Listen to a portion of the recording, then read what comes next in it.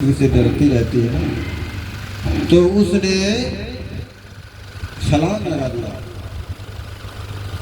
अपने प्रसव की रक्षा करने के लिए, अपने बच्चे की रक्षा करने के लिए उसने नदी में छलांग लगा दिया। परंतु हुआ क्या, वो हिरणी ने छलांग लगाया तो परंतु उसका प्रसव जो हुआ उसी नदी में गिर गया और वो बाहर जाकर के गुफा में गई और उसका गुरु गोविंद भगवान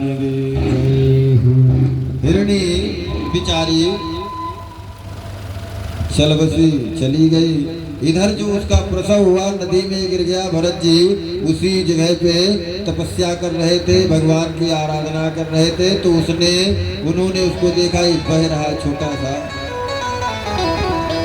नवजात शावक, हिरण्य शावक इसमें डूब रहा है।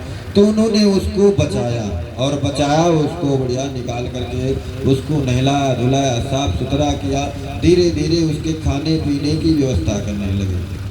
जो भरत जी अपना राज्य और पाट छोड़ करके, चक्रवर्ती महाराज थे, छोड़ करके वन में गए थे तपस्या करने के लिए, और वो जा रहे हैं आज उस भाई जीवों की रक्षा करना है, जीवों पे दया करना चाहिए, धर्म है। दया धर्म का मूल है, दया धर्म का मूल है। जब लग घट में प्राण और तुलसी दया न छोड़िए, दया नहीं छोड़ना चाहिए। तो दया धर्म का मूल है। मूल को पकड़ लोगे तो शाखा जो है, तने जो है, पत्ते जो है, फल जो है, वो अपने आप आ जाएंगे। तो मूल को पकड़ के रखा था, दया करके रखा, उस मृग शावक को बचाया और उसको दूध पिलाया इधर उधर से ला करके। जो तपस्या में पूरा समय व्यतीत करते थे, सारा का सारा समय तपश्चर्या में लगाते थे, अपना दिन का समय पूरा उसी में लगाते थे। आज धीरे धीरे समय कम हो गया, फिर थोड़ी थोड़ी नन्ही नन्ही हरी हरी घास को तोड़ करके लाते हैं और उस शावक को खिलाते हैं, उस शावक को खिलाते हैं। अब शावक भी क्या करता है, जब भरत जी तपस्या करने बैठे, माला करने लगे, वो आता है, गोद में बैठ जाता है, कहीं पेट खुजलाने लगता है। बड़ा आनंद आया उनको, बड़ा उसको बैठा के, उसको बढ़िया गोदी में बैठा के ऐसे बढ़िया खिलाए, बड़ा आनंद आवे। धीरे धीरे उनका जो समय था, उस मृग शावक में मन जो था उस मृग शावक में चिपक गया। धीरे धीरे वो बढ़ता गया।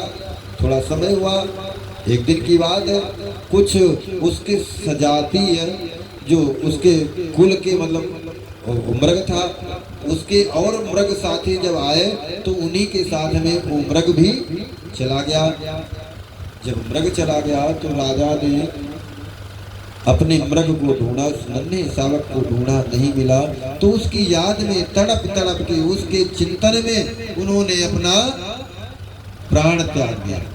और जब उन्होंने अपना प्राण त्यागा तो कहते हैं, शास्त्र कह रहा क्या, अंते मति सागति, जो आपने अंत में जो विचार करके सोच करके रखा है उसी प्रकार का अपना अगला जीवन होगा।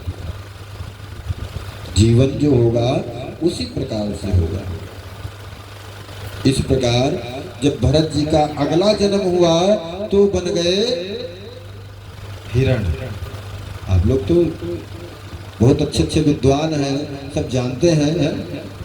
तो जब अगला जन्म हिरण का हुआ उनका, तो उन्होंने सोचा कि मैंने बहुत बड़ी भूल किया, माया, ये मोह में पड़ गया। मोह बहुत खतरनाक चीज होती है, मोह बहुत खतरनाक होता है। मोह से कोई निकल करके बाहर नहीं जा सकता। अभी प्रसंग आएगा, गजग्राह की कथा आएगी, बहुत कथा है, थोड़ा थोड़ा दर्शन कराएंगे, थोड़ा टाइम लगेगा, कोई बात नहीं, और दर्शन करा के तभी पहुंचेंगे वहां तक। कहते हैं कि मोह जब उसको हुआ तो उनकी मति के अनुसार उनका दूसरा जन्म हिरण्य का हुआ। तो उन्होंने कहा कि अब इस जन्म को हम जल्दी से ही खत्म कर दिया। और उन्होंने अन्न जल सब त्याग दिया, कुछ दिन सूखे पत्तों का आहार किया, फिर उसके बाद उस मृग योनि को त्याग करके, उनकी मृग योनि को त्यागे, फिर उनकी दूसरी योनि हुई, दूसरे जन्म में हुए तो हो गए जाकर के एक ब्राह्मण के घर में उत्पन्न हुए। अंगिरस गोत्र के ब्राह्मण के घर में उनका जन्म हुआ।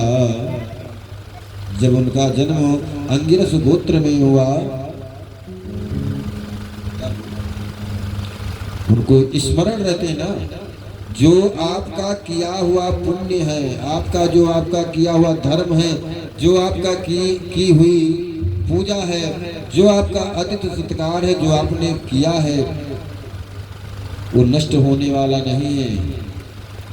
तो पुण्य कर्म के प्रभाव से, पुण्य के प्रभाव से भरत जी की स्मृति बनी रही। उनको याद रहा कि मैंने 2 जन्म बर्बाद कर लिया, और जन्म मिला था मेरे पिताजी ने, मेरे दादाजी ने, परबाबा ने बताया था कि देव आराधना, भगवान को प्राप्त करना है। अच्छा, एक बार सोचो, विचार करो, एक बार मन में विचार करिए, क्या जिस कष्ट से हम लोग गुजर के आए हैं, उस कष्ट में कोई जाना पसंद करेगा? है? दुनिया के तो सुख जो है आपको दिख रहे हैं, परंतु ये जो ये संसार, क्या हम बता रहे थे, इस संसार में, इस संसार का नाम क्या है? दुखालय। आलय मतलब ग्रह। कहीं भोजनालय होता है तो भोजन मिलता है, कहीं पुस्तकालय होती है तो पुस्तक मिलती है, कहीं देवालय होता है तो देवता मिलते हैं, कहीं विद्यालय होता है तो विद्या मिलती है, कहीं औषधालय है तो औषधि मिलती है। परंतु जब हम दुखालय में हैं तो हमको क्या मिलेगा? दुख ही मिलेगा। और हमारे भगवान के पास, हमारे कन्हैया के पास, हमारे नंदनंदन के पास दुख की कोई दुख है ही नहीं, क्योंकि जो आनंद सिंधु सुख राशि, जो आनंद के सिंधु है और सुख की राशि है, उनके पास दुख कहाँ से आएगा? तो जिनके शरण में हम बैठे हैं, जिनकी पावन गोद में हम बैठे हैं, तो कल्पना कैसे कर सकते कि हमको दुख मिलेगा? उन्होंने पूर्व जन्म के स्मरण को ज्ञात किया, और ज्ञात करने के बाद उन्होंने अब की बार विद्या को लिया ही नहीं। उनके पिताजी बहुत बड़े ज्योतिषी थे। कुंडली देखा, बेचारा, अरे इसके ग्रह तो ऐसे बलिष्ठ हैं, बलवान है, महान विद्वान है, होगा। परंतु जब पिताजी उसको गायत्री मंत्र पढ़ाने लगे तो काफी समय बीत गया, 6 महीना बीत जाए, आधा मंत्र भी न सुना। वो सोच गए ये पढ़ने लिखने से कुछ होने वाला नहीं है, मैं पढ़ करके मैं फंस जाऊंगा, फिर इसी में पूजा करो, पाठ करो, ये करो, वो करो, इधर लेके आओ, उधर लेकर के आओ। बन गए मूढ़। क्या बन गए? मूढ़, जड़ बन गए। इसलिए इनका नाम पड़ गया जड़ भरत। और कुछ समय के बाद इनको घर से निकाल दिया। अब मूढ़ को, व्यक्ति को कौन रखेगा घर में, जो किसी काम का नहीं, काज का नहीं? ये संसार तो ऐसे है ना, है ना? संसार कैसा है? संसार इसी प्रकार का है कि जो किसी काम का नहीं, उसको बाहर कर।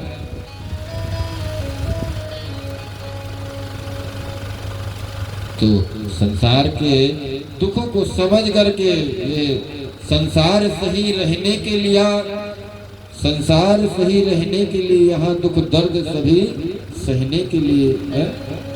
तो उन्होंने संसार के दुख को समझा और घर से बाहर कर दिया। बहुत प्रकार की कथा है, आगे चल करके हम बताते हैं। इन्होंने भगवान का आराधन किया।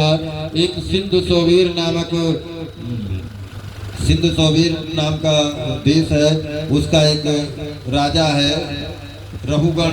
रहुगण को उन्होंने अपने कंधे पे उठा करके उसके पालकी में जोता और लेकर के जा रहे थे। उन्होंने बड़ा सुंदर उपदेश किया। एक बार हम थोड़ा उपदेश को देखेंगे, क्या कहा। बोले ही नहीं, मूड हो गए तो बोले नहीं। आज एक बार कहा और राजा जो रघुगण है बड़ा ही क्या है, धर्मात्मा था। महाराज कपिल मुनि के आश्रम में जाकर के सत्संग करता था। कपिल आश्रम में पुला आश्रम में जाता था। तो एक बार की बात है, वो एक पहाड़ उस पे चढ़ कर के पालकी पे जा रहा था सत्संग के लिए। सत्संग के लिए जब वो जा रहा था तो क्या हुआ, एक भारवाहक कहार जो था उसकी तबीयत बिगड़ गई। तो राजा ने कहा कि मुझे सत्संग में जाना है, अगर जो ये नहीं मिलेगा तो मैं कैसे पहुंच पाऊंगा, गुरुजी चले जाएंगे। तो इसलिए कहा, आदेश किया कि जो भी कोई मिल जाए भारवाहक उसे लाकर के मेरे पालकी में लगा दो। तो कोई मिला नहीं, वही भरत जी मिल गए थे, उनको लगाया गया। तो अब उनके मन में ऐसा था कि जीव हत्या न हो, मार्ग में कहीं चींटी मिल जाए तो अपना छलांग लगा दे, कोई और जीव मिल जाए तो निकाल भाग जाए।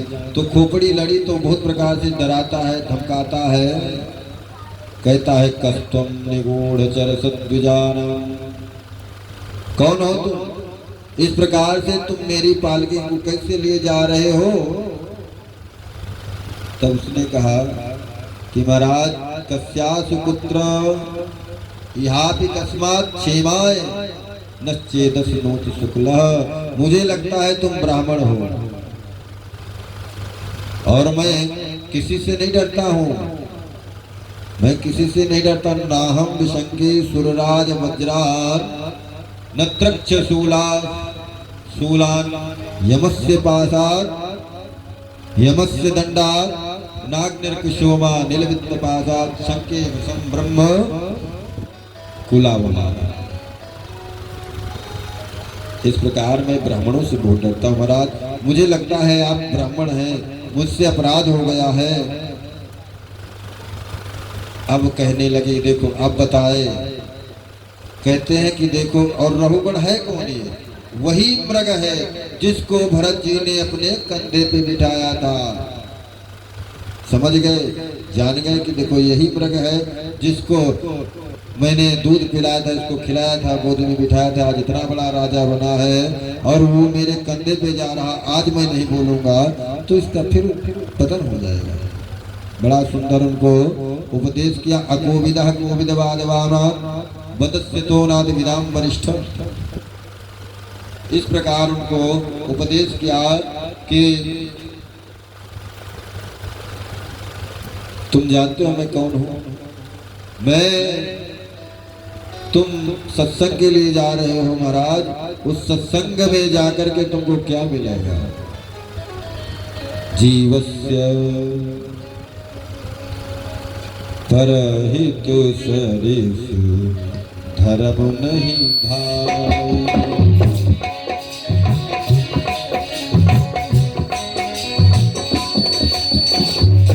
परहित सरिसु धर्म नहीं भाई, परहित सरिसु धर्म नहीं भाई, पर पीड़ा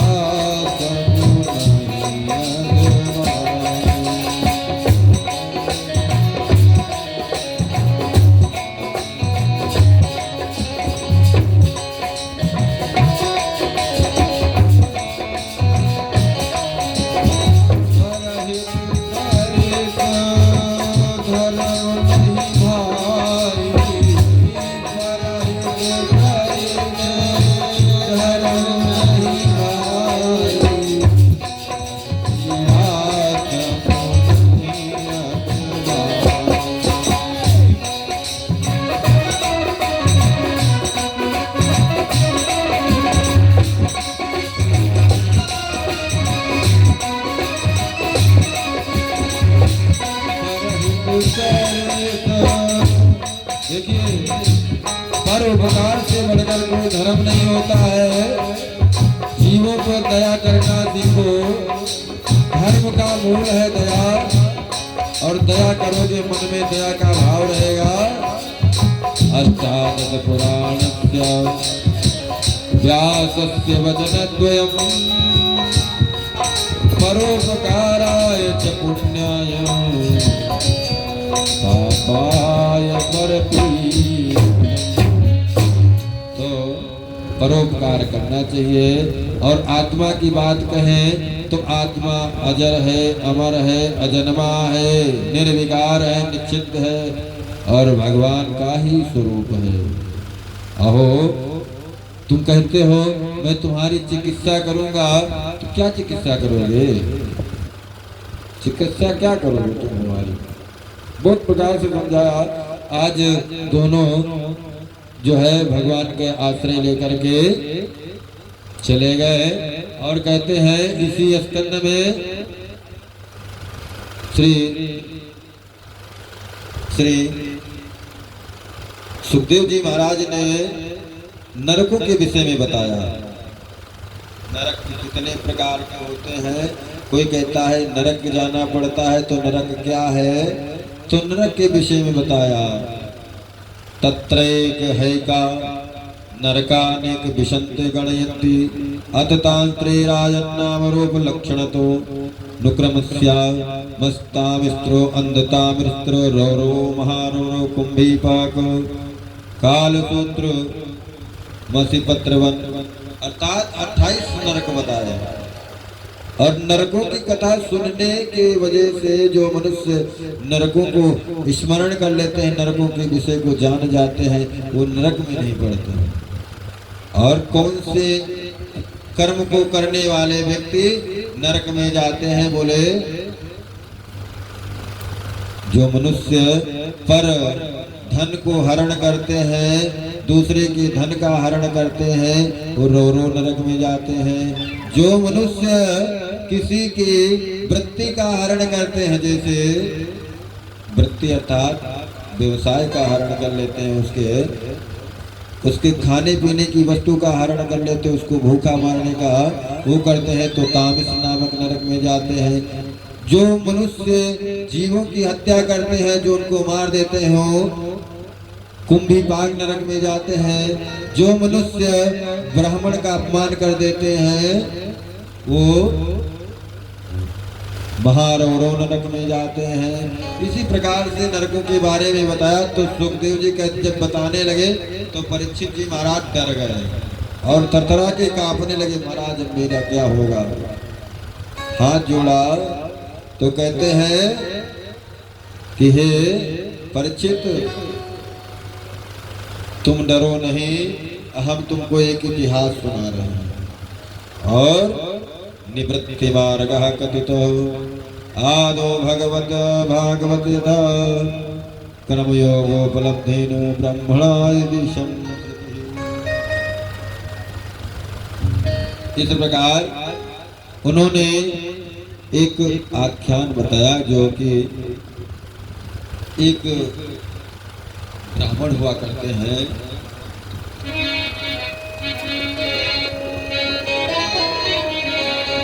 अरे कन्नौज नगर में किसी तरफ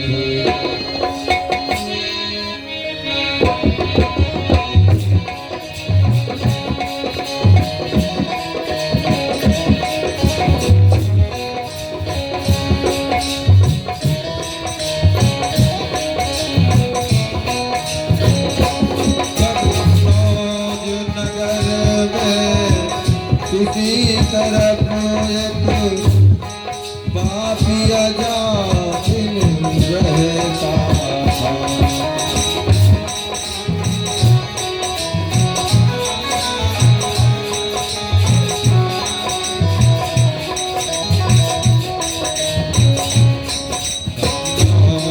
नगर में किसी तरफ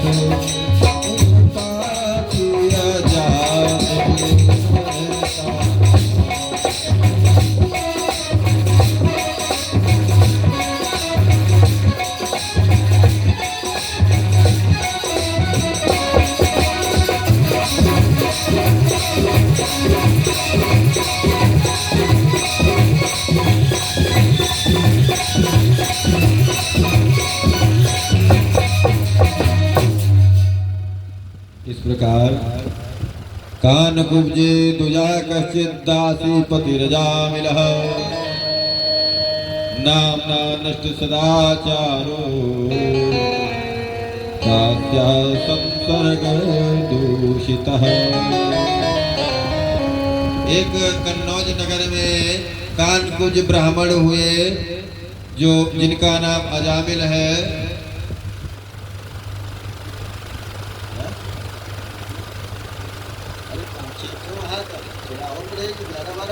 कोई दिक्कत तो नहीं है, समय कोई सीमा तो नहीं ना। आज तो 12 बजे जन्म होगा।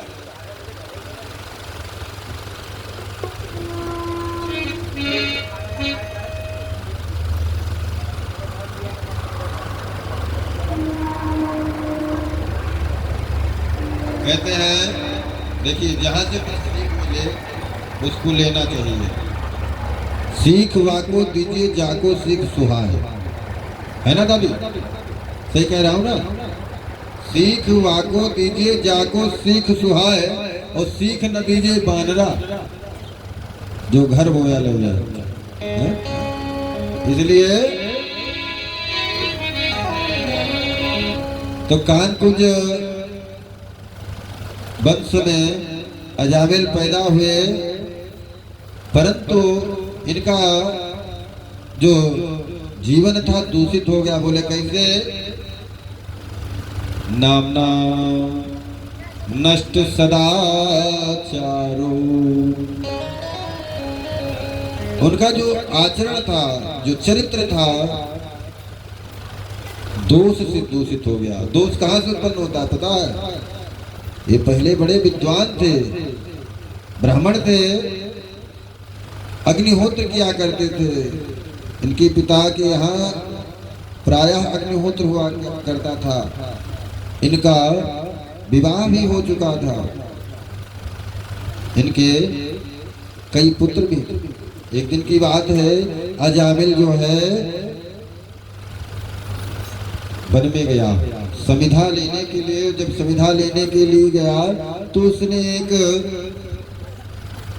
वेश्या, एक गणिका को परपुरुष के साथ रत हुए देखा, संसर्ग करते हुए देखा।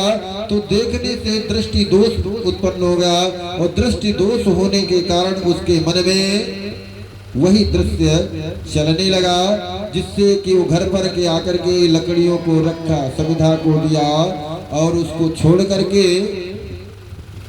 अग्निहोत्र वहीं से बंद हो गया, उसका बंद हो गया। और आकर के उस गणिका के पास में गया, कहने लगा तुम कितना पैसा लोगी? तुम्हें मेरे साथ में रहना। उसको अपने साथ में रखा।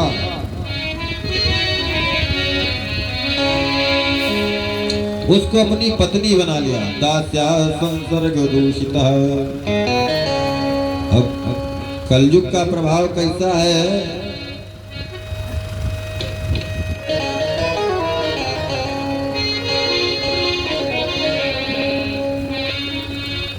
कुलवंत निकारहि नारी सती।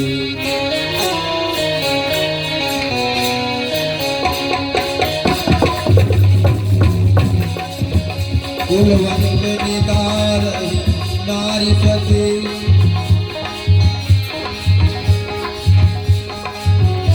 विषया हरली निकारहि नारी सती।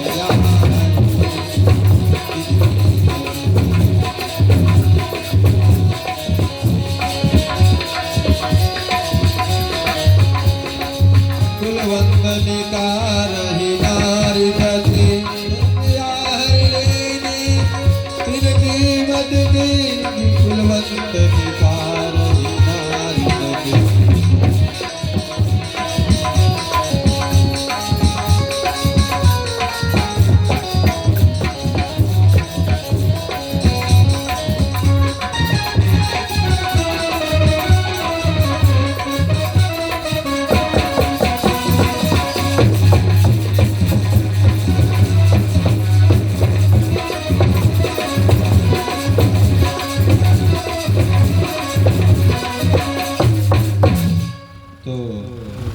अब इधर से अजामिल के आंखों में दृष्टि दोष हुआ और दृष्टि दोष होने के पश्चात उस गणिका को अपने घर में लाया और घर में ला करके अपनी पत्नी का त्याग कर दिया। जो उसकी विवाहित पत्नी थी उसको छोड़ दिया और उसी के साथ में रहने लगा।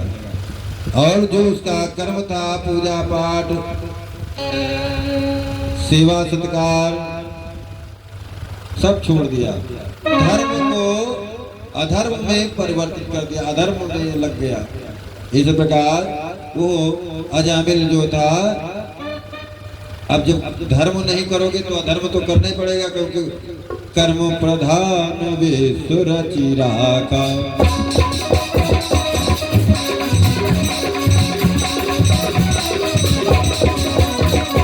कर्म प्रधान विसुर चिराका, कर्म प्रधान विसुर चिराका, जो जप कर सो तप फल पाका।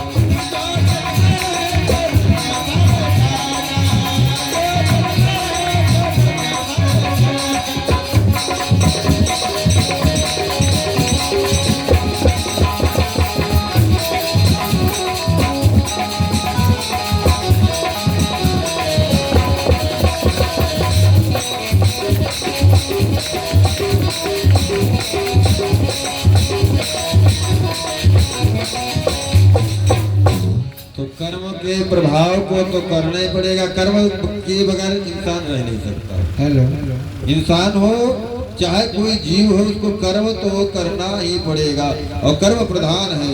तो अब धर्म को छोड़ा तो अधर्म का हाथ पकड़ा। तो अधर्म में वो क्या करने लगा? चोरी करने लगा, डकैती करने लगा, बड़ा बड़ा लूट मार करने लगा। धीरे धीरे वो कुख्यात हो गया। पहले विख्यात था, अब हो गया वो कुख्यात। और कुख्यात होने के बाद और कुख्यात वो जब हुआ, एक दिन की बात है, कहते हैं ना, एक दिन की बात है, कुछ महात्मा लोग जो है अयोध्या से मथुरा की ओर जा रहे थे।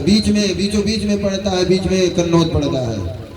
देख लीजिए, कोई जाते हैं तो आते। तो पहले जो चलती थी संतों की जमात चलती थी, उसमें क्या होता था, हाथी घोड़े इस पे बैठ बैठ के जमात निकला करते थे। उसमें से बड़े लोग ऐसे चलते रहते थे। तो वो जमात जब पहुंची तो कुछ लोगों कन्नौज में पहुंची, रात होने वाली थी, सायंकालीन बेला हो गई। तो किसी से पूछा, भाई तुम्हारे गांव में कोई पंडित जी हैं? तो भाई पंडित जी तो थे, परंतु कुछ लोगों ने हट के स्वरूप ब्राह्मणों को अजामिल के घर का पता बता दिया कि देखो जाओ, अजामिल पंडित जी रहते हैं, इनके घर चले जाओ। इनके घर में जाकर के, इनके घर में जाओगे तो तुम्हारा मान और सम्मान होगा। कुछ लोग मजा लेने के लिए कह देते हैं, संतों से मजा लेने के लिए कहा। तो संत लोग पहुंच गए अजामिल के घर। अजामिल उस समय गया हुआ था डकैती करने के लिए, लूट पाट करने के लिए गया था। जब वहां पहुंचा, रात में 2:30 बजे करीब वो आया, तो देखा क्या, पीताम्बर, कहीं पीताम्बर पहराया, कहीं नीलांबर पहराया, कहीं लाल पीले हरे सब वस्त्रों को लगाया गया है, पड़े हुए थे। संत लोग आए, पूछे, भाई शाम को उसकी पत्नी घर से अलग जगाया कि कोई है? निकली, महाराज मैं हूँ, बताइए क्या? बोले मुझे आपके घर का एड्रेस मिला है, पता मिला है, कुछ लोगों ने बताया है अजामिल पंडित जी हैं, उनके घर में जाओ, आपको व्यवस्था मिल जाएगी। वो गणिका कहने लगी, महाराज आपको किसी ने गलत पते पे भेज दिया है, यहाँ सब उल्टा हो रहा है। तो संत लोग कहने लगे कि देखो अब हम लोग आ गए हैं, तो चलो मैं चला जाऊंगा, मुझे कुछ और आवश्यकता नहीं है।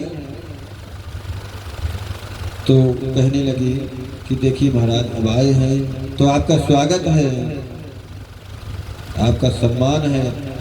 और खाने के लिए अजामिल के घर से संतों ने सूखा राशन लिया, सूखा अन्न लिया, जिस कारण वो संत महात्मा लोग अन्न को लिए और सोचने के लगे इस अन्न को मैं खाऊंगा